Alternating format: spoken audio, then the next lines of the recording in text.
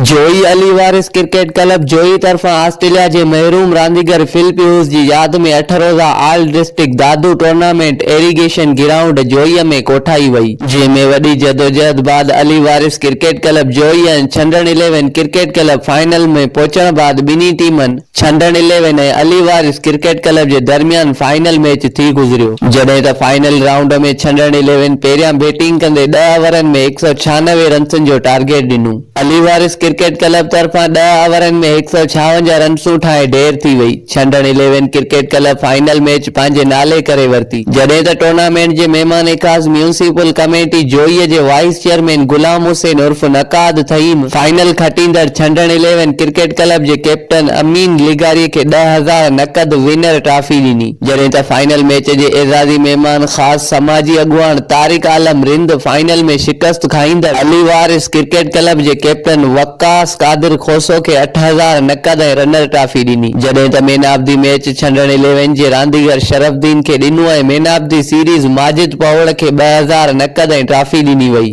उन मौके ते टूर्नामेंट कमेटी तरफां एज़ाज़ी महिमाननि अब्दुल गफ़ार उर्फ जबल जमाली, मुमताज अली खोसो, अजीज जमाली, अब्दुल हमीद डायरी, रजबदीन सयाल, जुमन खोसो, सहाफ़ी अमर लाशारी, अब्बास गादी, मुश्ताक रोदनानी, हनीफ लिगारी, आलम तहीम, असलम राज सुमरो, रशीद लिगारी ऐं ॿियनि खे सिंधी टोपी ऐं अजरक जा तोहफ़ा पिणु ॾिना। 8 रोज़ा टूर्नामेंट में बहितरीन नाले वारे कमेंट्री करण ते ट्रॉफी ऐं इनाम सां नवाज़ियो वियो। मोहम्मद हनीफ लिगारी, तोंग न्यूज़, जोई दादू।